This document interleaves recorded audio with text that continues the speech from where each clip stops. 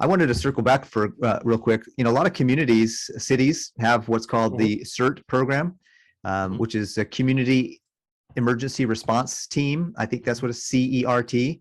You can join. I did CERT back when I lived in California. I joined the CERT team in my local city. They actually have a lot of great training. It's all for free usually. The fire department comes in, the paramedics come in. They have like real legit people coming in, teaching you, training you how to respond.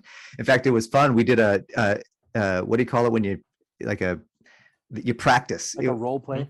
Yeah, they have this. They have a scenario at the very end. Yeah, they have a fake building, and they have all these like an earthquake happened, and they have tables and chairs all over the place, and you got to like find the guy and drag him out and making sure he's safe, and you got to mark the room, you clear the room, and it was a fun thing to be able to do that and practice that and have some real hands-on experience, because nothing is real until it's real in front of you. We can talk and we can read and we can pontificate about all this stuff, but until you have that emergency, like my brother, he's a prepper, he lived in Texas, he's pretty good at stuff and he knows what he's doing, and he wasn't really taken back by the problems that they had, but there were some things he learned. There were some things he's like, hey, I didn't think of that, I should have had that. There's some things that even he was able to learn going through that whole thing in Texas. Going back to what Scott was talking about earlier about where to put stuff, and Shane too, back in my house, and before I moved to this house in Utah where I have tons of room and I love it. I just absolutely love my new house. I have rooms for my food. Like I have a whole rooms for food storage and gear and stuff. And I just like, oh, I love this place. But back home, I had to clear out closets. I don't know if you guys follow the minimalists, but I like those guys. Those guys have some really great wisdom. And one of the things, I'm not sure if it was the minimalists or one of the other people that are in the minimalist movement, but one of the things that they said was the best way to organize your stuff is to get rid of it. And I was like, I didn't need 15 extra sheets and pillowcases and whatever. So I got rid of some of that stuff and it freed up whole shelves worth of closet space. And that's where I stuffed all my food storage.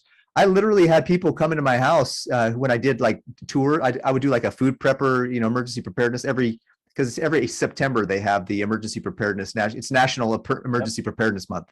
So I would have, people in my church come over and do a tour of my house. And I'd say, guess where my food is, and they'd be like, where, all the typical places. I'm like, this closet and that closet under this bed. Like it was all over. And they're like, wow, this is so cool. You found places to put it. I'm like, you just got to get creative.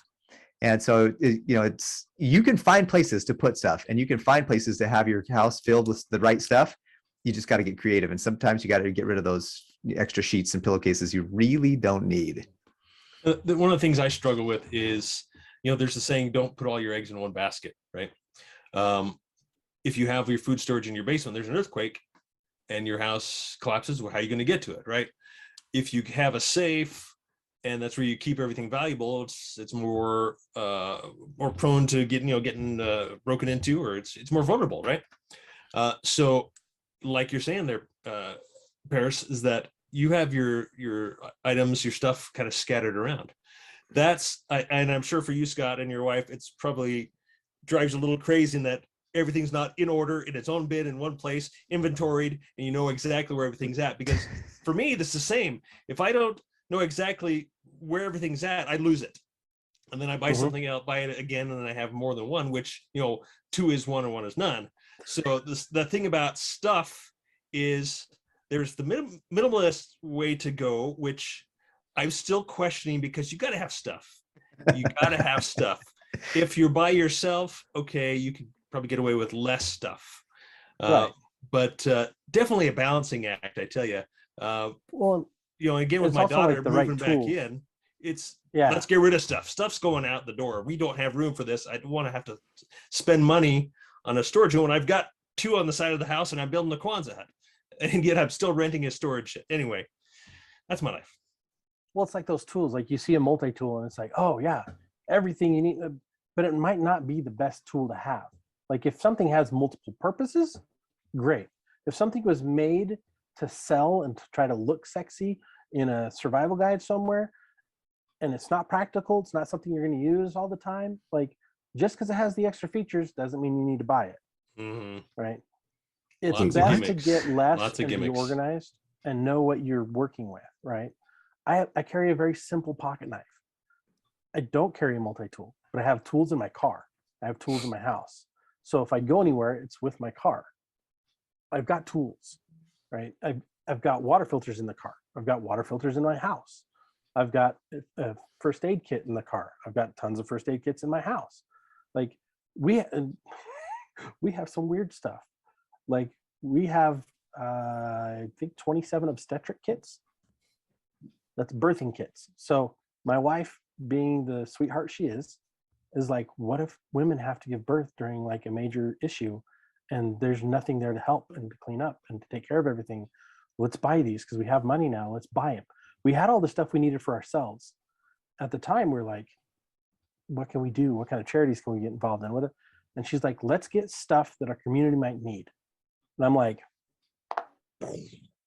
that's actually brilliant. Yeah. 27. I don't know if there's going to be, I mean, we've got some young families that just moved in across the street. They've got one little kid and they're going to have more, and, you know, but at the time I'm like, everyone around us was elderly. I'm like, we need walkers and wheelchairs. I'm like, not obstetric kits. But now I'm like, okay, there's wisdom in that. Yeah. So if you have your stuff taken care of, now start thinking of other people, right? That's what first aid's for. How often can you do first aid on yourself? Especially in a traumatic situation, that most of that training is to help somebody else. So if there's only one person in your family that has that training, get everybody else trained. You know, if only one person has a water filter and they get lost from the pack, from the group, what are you going to do? Mm-hmm. Right. So yeah, it's just so funny. Like get what you need first, start with the simple stuff, expound off that and grow. And I mean, and don't be afraid to really challenge yourself.